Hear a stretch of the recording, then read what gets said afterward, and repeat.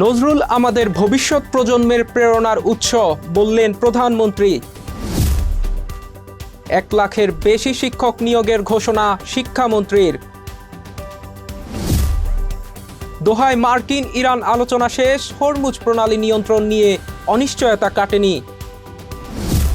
স্বাগত জানাচ্ছি আশা home care prime news আয়োজনে। আপনাদের সাথে আছি আমি হাবিবুর রহমান। এতক্ষণ শিরোনাম দেখছিলেন, এবারে বিস্তারিত। ছোটবেলায় আমাকে রেখে মা যখন কাজে যেতেন তখন তার দুশ্চিন্তার শেষ ছিল না, আর এখন আমার সেই অবস্থা। চিন্তা নেই, আপনার পাশে আছে আশা লেক্সা। কাতারের রাজধানী দোহায় 2 দিন ব্যাপী পরোক্ষ আলোচনা শেষ করেছে যুক্তরাষ্ট্র ও ইরান। তবে হরমুজ প্রণালী নিয়ন্ত্রণ এবং ইরানের জমে থাকা তহবিল ছাড়ের মতো গুরুত্বপূর্ণ বিষয়গুলোতে কোনো দৃশ্যমান অগ্রগতি হয়নি। বিস্তারিত আন্তর্জাতিক ডেস্কের রিপোর্টে। দোহায় 2 দেশের আলোচকরা মূলত 2টি বিষয়ে আলোচনা করেছেন: হরমুজ প্রণালীতে জাহাজ চলাচল এবং ইরানের অবরুদ্ধ তহবিল মুক্তি। এই 2টি বিষয় মূলত 2 সপ্তাহ আগে স্বাক্ষরিত অন্তর্বর্তী চুক্তিতেই মীমাংসিত হওয়ার কথা ছিল। কাতারের পররাষ্ট্র মন্ত্রণালয় জানিয়েছে, আলোচনায় ইতিবাচক অগ্রগতি হয়েছে এবং সুইজারল্যান্ড সম্মেলনের ফলাফলের ভিত্তিতেই আলোচনা এগিয়েছে। তবে ইরানের উপপররাষ্ট্রমন্ত্রী কাজেম ঘারিবাবাদি শুধু বৈঠক শেষ হওয়ার কথা জানিয়েছেন। 2 পক্ষের মতপার্থক্য কতটা ঘুচেছে সে বিষয়ে কোনো মন্তব্য করেননি। মার্কিন প্রেসিডেন্ট ট্রাম্প দাবি করেছেন, ইরানের পারমাণবিক কর্মসূচি নিয়ে আলোচনা ভালোভাবে এগোচ্ছে। তবে বৈঠকের সঙ্গে পরিচিত সূত্রগুলো জানিয়েছে, দোহার এই কারিগরি বৈঠকে পারমাণবিক ইস্যু আদৌ আলোচনায় আসেনি। ভাইস প্রেসিডেন্ট জেডি ভ্যান্স স্বীকার করেছেন, পারমাণবিক বিষয়ে আলোচনা পরে হবে। উল্লেখযোগ্য বিষয় হল, হোয়াইট হাউস এই বৈঠককে উচ্চ পর্যায়ের আলোচনা হিসেবে উপস্থাপন করলেও ট্রাম্পের জামাতা জেরেড কুশনার এবং শীর্ষ দূত স্টিভ উইটকফ কেউ সরাসরি বৈঠকে অংশ নেননি। আমেরিকান ও ইরানি আলোচকরা কাতার ও পাকিস্তানি মধ্যস্থতাকারীদের সঙ্গে আলাদা আলাদা বৈঠক করেছেন। হরমুজ প্রণালীর নিয়ন্ত্রণ প্রশ্নে ইরান তার অবস্থানে অনড়। 2জন জ্যেষ্ঠ ইরানি সূত্র জানিয়েছে, প্রয়োজনে শক্তি প্রয়োগ করে হলেও প্রণালীর উপর আন্তর্জাতিক স্বীকৃতি আদায় করতে দৃঢ়প্রতিজ্ঞ তেহরান। এছাড়া আগস্টের মাঝামাঝি থেকে জাহাজ চলাচলে টোল আরোপের ঘোষণা দিয়েছে ইরান। এই পরিস্থিতিতে গত সপ্তাহান্তে একটি পণ্যবাহী জাহাজে ইরানি হামলার পর 2 দেশ পুনরায় পাল্টাপাল্টি আঘাত হানে। ইরানের রাষ্ট্রীয় গণমাধ্যম জানিয়েছে, একটি বিদেশি কন্টেইনার জাহাজ ইরান নির্ধারিত রুটের বাইরে অগভীর পানিতে আটকে গেছে। পরবর্তী বৈঠক কবে হবে তা নির্ভর করছে ইরানের সর্বোচ্চ নেতা আয়াতুল্লাহ আলী খামেনির দাফনের উপর। আগামী 9 জুলাই তাকে সমাহিত করা হবে। এরপরই নতুন দফা আলোচনায় বসবে 2 পক্ষ। ট্রাম্পের মন্তব্যের পর আন্তর্জাতিক বাজারে তেলের দাম 4 মাসের মধ্যে সর্বনিম্নে নেমে এসেছে। ATV USA international desk. Qatar সরকারের উপহার দেওয়া বিলাসবহুল বোয়িং জেটে চড়ে প্রথমবারের মতো উড়াল দিলেন মার্কিন প্রেসিডেন্ট ডোনাল্ড ট্রাম্প। বিমানটি নিয়ে আইনি, নৈতিক ও জাতীয় নিরাপত্তার প্রশ্ন উঠলেও ট্রাম্প বললেন, এমন বিমান যুক্তরাষ্ট্র নিজে বানাতে পারত না। বিস্তারিত আন্তর্জাতিক ডেস্কের রিপোর্টে। বুধবার নর্থ ডাকোটায় আমেরিকার 250তম প্রতিষ্ঠা বার্ষিকীর অনুষ্ঠানে যাওয়ার আগে সাংবাদিকদের সঙ্গে কথা বলেন ট্রাম্প। তিনি বলেন, বোয়িং এর প্রধান নির্বাহী তাকে জানিয়েছিলেন এটাই সেরা বিমান। এরপর তিনি কাতারের আমিরকে জিজ্ঞেস করেছিলেন কিছুদিনের জন্য ব্যবহার করতে পারবেন কিনা। জবাবে আমির পুরো বিমানটি যুক্তরাষ্ট্রকে উপহার দেওয়ার প্রস্তাব দেন। প্রায় $400 মিলিয়ন মূল্যের এই বিমানটি কাতার সরকার মার্কিন প্রতিরক্ষা মন্ত্রণালয়কে আনুষ্ঠানিকভাবে উপহার দিয়েছে। ভার্জিনিয়া ভিত্তিক বোয়িং কোম্পানির তৈরি এই জেটটিকে প্রেসিডেন্টের উপযোগী করে নিরাপত্তা ব্যবস্থা সহ নানা পরিবর্তন আনা হয়েছে। বিমানের বাইরে রয়েছে সাদা, লাল ও নেভি ব্লু রঙের নতুন রং, যা ট্রাম্পের ব্যক্তিগত জেটের সঙ্গে অনেকটা মিলে যায়। ভেতরে রয়েছে চামড়ার আসন, যা সম্পূর্ণ সমতল করা যায়। সোনালী আলোর ব্যবস্থা, ট্যান রঙের দেওয়াল, কার্পেট এবং প্রেসিডেন্সিয়াল সিল্ক খচিত সোনা সাদা চীনামাটির থালা বাসন। তবে বিমানটি নিয়ে যুক্তরাষ্ট্রে তীব্র বিতর্ক চলছে। আইনি, নৈতিক ও জাতীয় নিরাপত্তা 3টি দিক থেকেই প্রশ্ন উঠছে। বিশেষত একটি বিদেশি সরকারের কাছ থেকে এত বড় উপহার গ্রহণ নিয়ে সমালোচনা থামছে না। ট্রাম্প জানিয়েছেন নতুন মার্কিন বিমান তৈরি হতে আরো প্রায় 2 বছর লাগবে। ততদিন তিনি এই কাতারি জেটটি ব্যবহার করবেন। পাশাপাশি দুটি বোয়িং 747-800 বিমানকেও VC-25B হিসেবে পরিবর্তন করা হচ্ছে। 1990 সাল থেকে এয়ারফোর্স ওয়ান হিসেবে ব্যবহৃত পুরনো বোয়িং 747-200 বিদায় নিয়েছে গত মাসেই। ATV USA news desk.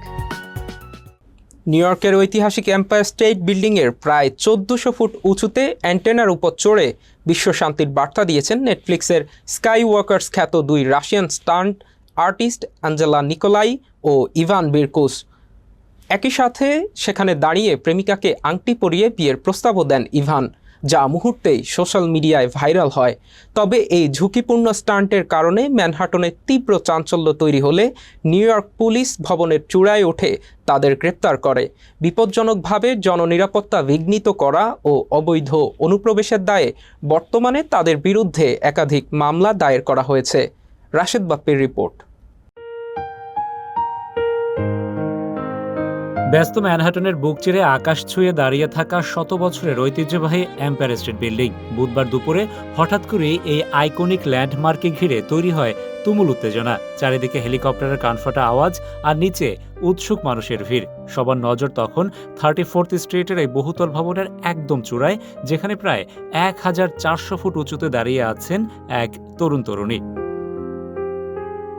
সাধারণ কোনো পর্যটক নন, তারা হলেন নেটফ্লিক্সের বিখ্যাত ডকুমেন্টারি স্কাইওয়ার্কস আ লাভ স্টোরির আলোচিত 2 স্টান্ট আর্টিস্ট অ্যাঞ্জেলা নিকোলাউ এবং ইভান বিরকুস। নিরাপত্তার সব চোখ ফাঁকি দিয়ে তারা কেবল ভবনের চূড়াতেই ওঠেননি, বরং একেবারে মরণজয়ী অ্যান্টেনার উপর দাঁড়িয়ে মেলে ধরেন একটি ব্যানার, যেখানে লেখা ছিল, যখন ক্ষমতার প্রতি ভালোবাসাকে হারিয়ে ভালোবাসার শক্তি জয়ী হবে, তখনই পৃথিবীতে শান্তি আসবে। যুদ্ধের এই আবহে বিশ্ব শান্তির এক অভিনব বার্তা ছড়াতেই এই দুঃসাহসিক কাণ্ড ঘটান তারা। তবে চমক আরও বাকি ছিল। বিশ্বশান্তির বার্তা দেওয়ার ঠিক পরপরই অ্যান্টেনার একদম মাথায় দাঁড়িয়ে প্রেমিকাকে বিয়ের প্রস্তাব দেন ইভান। মেঘের উপর তৈরি হয় এক অভূতপূর্ব রোমান্টিক আবহ, যা মুহূর্তেই সোশ্যাল মিডিয়ায় ভাইরাল হয়ে যায়। তবে এই রোমাঞ্চকর প্রেমের পরিণতি খুব একটা মসৃণ হয়নি।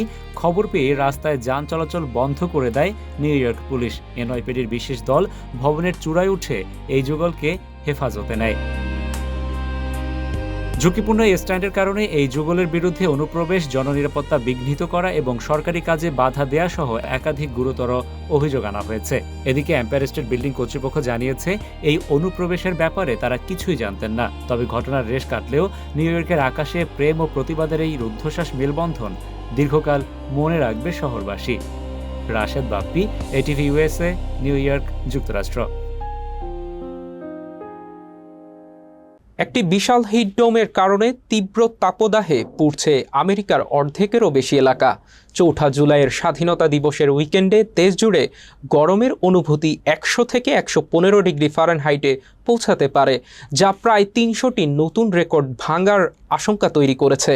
নিউ ইয়র্ক ও ওয়াশিংটন ডিসি সহ প্রধান শহরগুলোতে চরম সতর্কতা জারি করে কুলিং সেন্টার ও বিশেষ মেডিকেল ভ্যান চালু করা হয়েছে এবং ফিলাডেলফিয়ায় প্যারেড সংক্ষিপ্ত করা হয়েছে। একই সাথে তীব্র গরম ও শুষ্ক আবহাওয়ার কারণে পশ্চিমাঞ্চলীয় রাজ্যগুলোতে ভয়াবহ দাবানলের সংখ্যা দেখা দিয়েছে।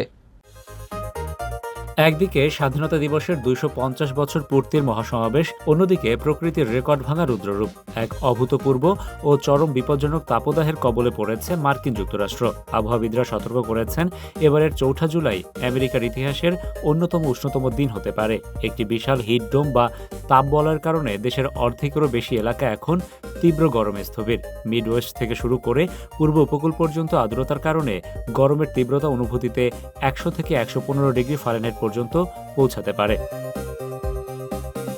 এই চরম পরিস্থিতিতে যুক্তরাষ্ট্রের প্রধান শহরগুলোতে জারি করা হয়েছে বিশেষ সতর্কতা। নিউ ইয়র্ক সিটিতে তাপমাত্রা 100 ডিগ্রি ছুঁই হতে পারে। পরিস্থিতি নিয়ন্ত্রণে শহরের মেয়র জোহরান মামদানি বাসিন্দা ও পর্যটকদের ঘরের ভেতরে থাকার পরামর্শ দিয়েছেন। ঝুঁকিপূর্ণ নাগরিকদের সহায়তায় এবং পানি শূন্যতা রোধে নিউ ইয়র্কের 5 বরোতেই কুলিং সেন্টার খোলার পাশাপাশি রাস্তায় নামানো হয়েছে নার্স ও প্যারামেডিক স্টাফ সংবলিত বিশেষ ভ্যান। ওয়াশিংটন ডিসিতেও তাপমাত্রা অতীতের সব রেকর্ড ছাড়িয়ে 103 ডিগ্রিতে পৌঁছাতে পারে বলে ধারণা করা হচ্ছে। তীব্র গরমের কারণে ইতিমধ্যে প্রভাব পড়েছে স্বাধীনতা দিবসের বিভিন্ন কর্মসূচিতে। ফিলাডেলফিয়ায় ঐতিহ্যবাহী প্যারেডের সময় সংক্ষিপ্ত করা হয়েছে। আর ন্যাশভিলে গৃহহীন মানুষদের জন্য জরুরি ভিত্তিতে ঠান্ডা পানি বিতরণ শুরু করেছে হিট পেট্রোল। অন্যদিকে তীব্র গরম আর শুষ্ক বাতাসের কারণে ইউটা এবং কলোরাডোতে ভয়াবহ দাবানলের সতর্কতা জারি করা হয়েছে। বিশেষজ্ঞদের মতে দিন ও রাতে তাপমাত্রা স্বাভাবিকের চেয়ে 20 থেকে 30 ডিগ্রির উপরে থাকায় শনিবারের মধ্যে দেশ জুড়ে 300টিরও বেশি গরমের রেকর্ড ভেঙে যেতে পারে। চিকিৎসকেরা সতর্ক করে বলেছেন, অতিরিক্ত আর্দ্রতার কারণে শরীর সহজে ঠান্ডা হতে পারে না, যা বিশেষ করে শিশু ও বয়স্কদের জন্য প্রাণঘাতী হতে পারে। ইতিমধ্যেই মিনেসোটায় তীব্র রোদে এক শিশু জ্ঞান হারানোর ঘটনাও ঘটেছে। চিকিৎসকেরা ক্লান্তি, মাথা ঘোরা বা মাংসপেশির টানের মতো হিট স্ট্রোকের প্রাথমিক লক্ষণগুলো দেখা মাত্রই দ্রুত চিকিৎসকের শরণাপন্ন হওয়ার পরামর্শ দিয়েছেন। Rashed Bappi, ATV USA, new York, যুক্তরাষ্ট্র। এবার ছোট্ট একটা বিরতি নিচ্ছি, ফিরে এসে থাকছে। অক্টোবরের প্রথমার্ধে ইউপি নির্বাচন শুরুর পরিকল্পনা ইসির। ব্যস্ততার কারণে বাবা মার সঠিক যত্ন নিতে পারছিলাম না। তারপর সন্ধান পেলাম আশা হোম কেয়ারে। আশা হোম কেয়ার, ভালোবাসার পরশে প্রবীণদের পাশে।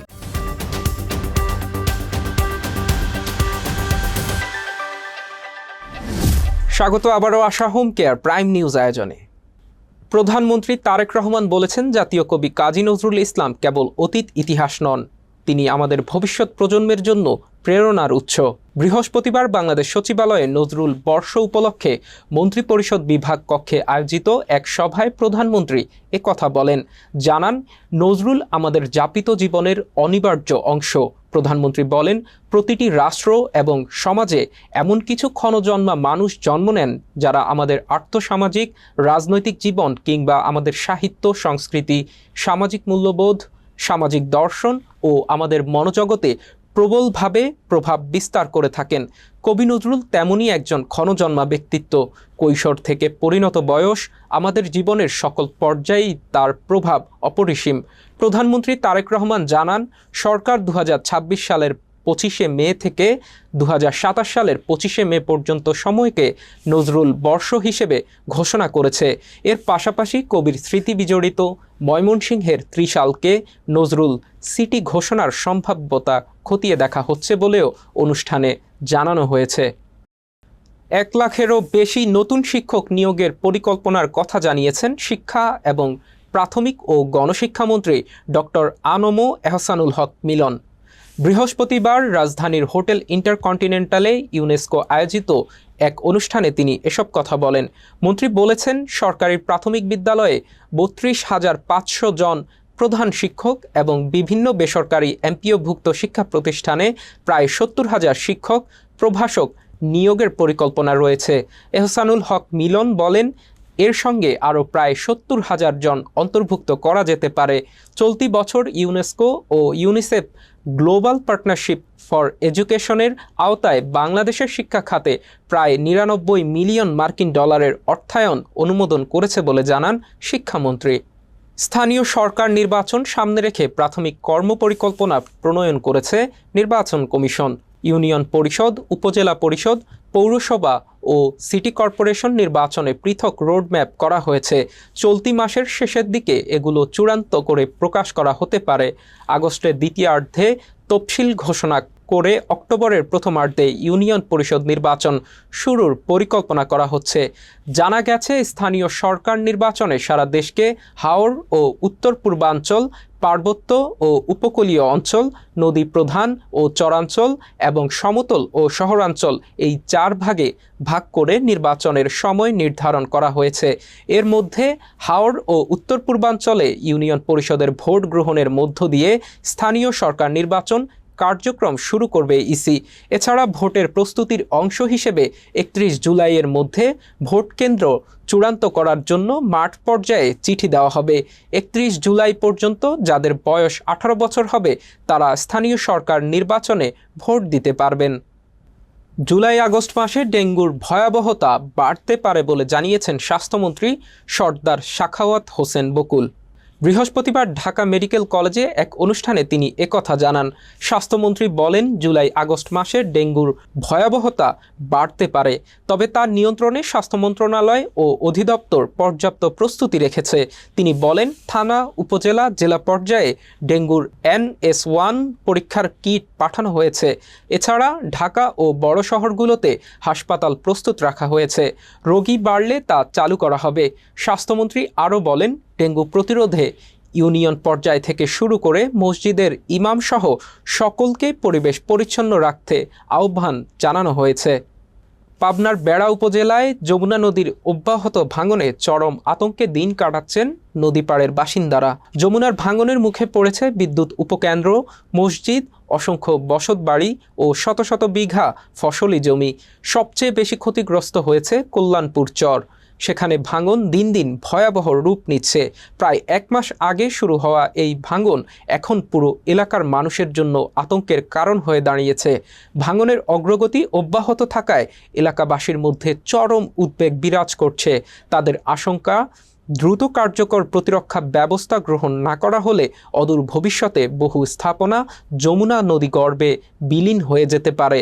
তাই ভাঙন রোধে জরুরি ভিত্তিতে প্রয়োজনীয় পদক্ষেপ নেওয়ার দাবি জানিয়েছেন তারা। এদিকে বাংলাদেশ পানি উন্নয়ন বোর্ড জানায়, যমুনা নদীর ভাঙন প্রবণ এলাকাগুলো সার্বক্ষণিক পর্যবেক্ষণে রাখা হয়েছে। ভাঙনের ঝুঁকি বিবেচনায় কল্যাণপুর চরসহ ক্ষতিগ্রস্ত এলাকায় নদী ভাঙন প্রতিরোধে 2টি প্যাকেজের আওতায় প্রায় 12,000 জিও ব্যাগ ফেলা হয়েছে। আবারও একটা বিরতি নিচ্ছি, ফিরে এসে থাকছে। বিশ্বকাপে পেলের রেকর্ড ভাঙলেন হ্যারি কেইন।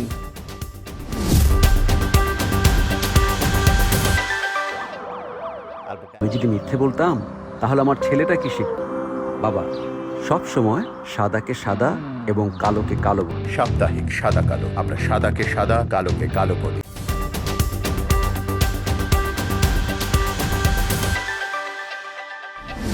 ফিরে এলাম আশা হোম কেয়ার প্রাইম নিউজে। এবার খেলার খবর। বিশ্বকাপের ইতিহাসে ইংল্যান্ডের হয়ে এখন সর্বোচ্চ গোলদাতা হ্যারি কেইন। বিশ্বকাপে নিজের 13তম গোল পূর্ণ করে তিনি পেছনে ফেলেছেন ফুটবল সম্রাট পেলেকে। কঙ্গোর বিপক্ষে জোড়া গোলে ইংল্যান্ডকে নাটকীয় জয় এনে দেওয়ার পাশাপাশি অনন্য এক রেকর্ডের চূড়ায় হ্যারি কেইন। কেইন এখন কিলিয়ান এমবাপ্পে, লিওনেল মেসি ও মিরোস্লাভ ক্লোসারের মতো কিংবদন্তিদের টপকে যাওয়ার লক্ষ্য নিয়ে এগোচ্ছেন। চলতি বিশ্বকাপে গোলদাতার তালিকায় এখন হাড্ডাহাড্ডির লড়াই চলছে।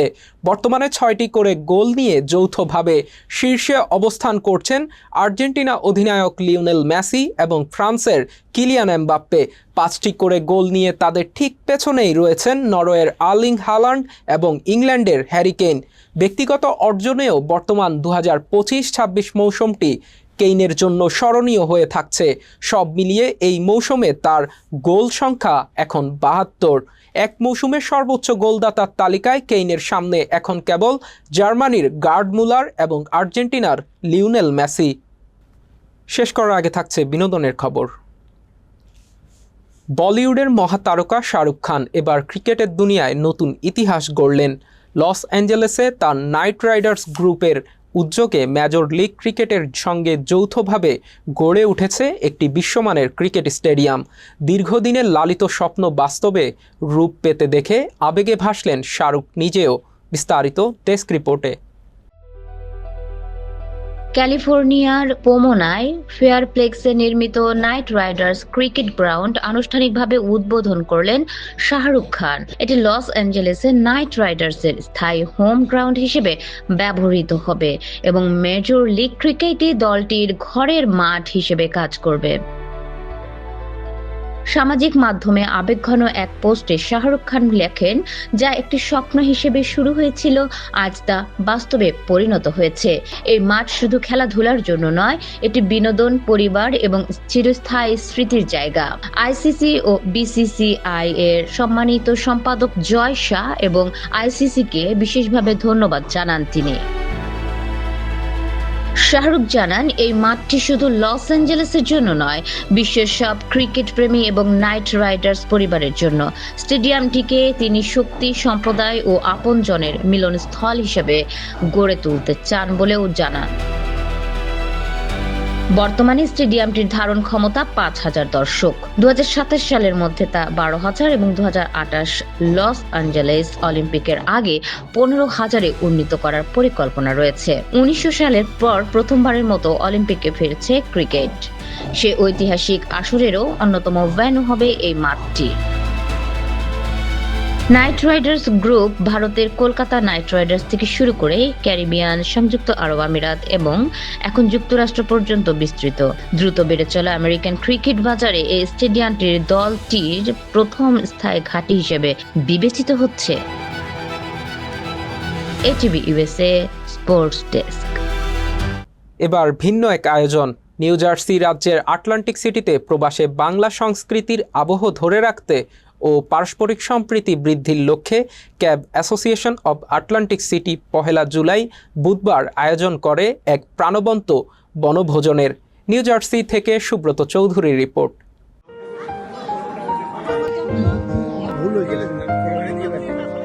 শহরের কোলাহল, ব্যস্ততা আর কংক্রিটের দেয়ালের গণ্ডি পেরিয়ে স্টেলম্যানের পার্কে প্রবাসী বাংলাদেশিরা দিনটি কাটিয়েছেন হাসি, গল্প, খেলাধুলা ও মিলন মেলার মধ্য দিয়ে।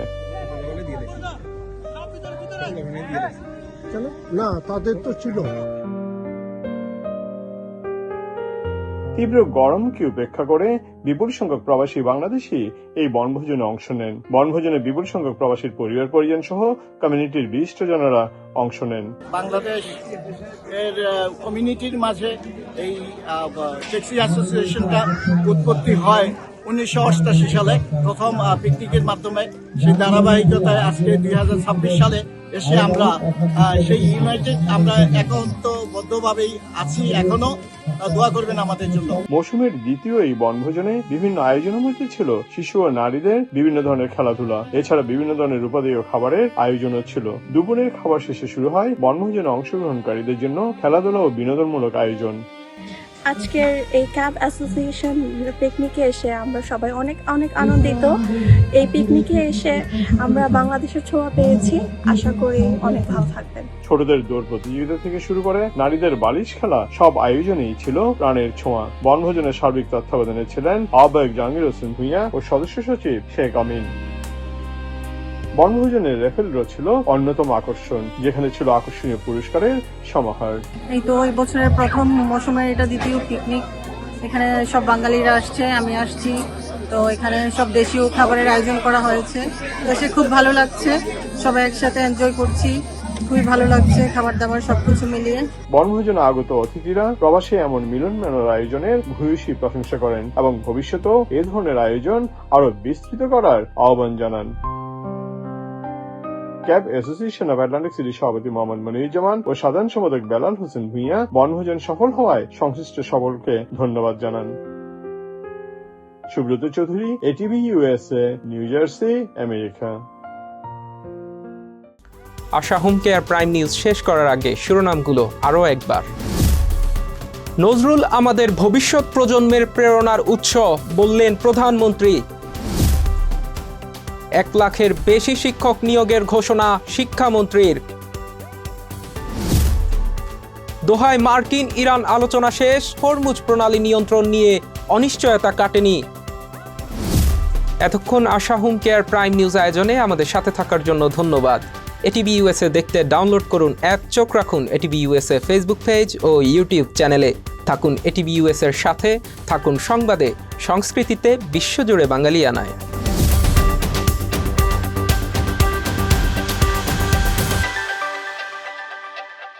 এটিভি ইউএসএ, বিশ্বজুড়ে বাঙালিয়ানা।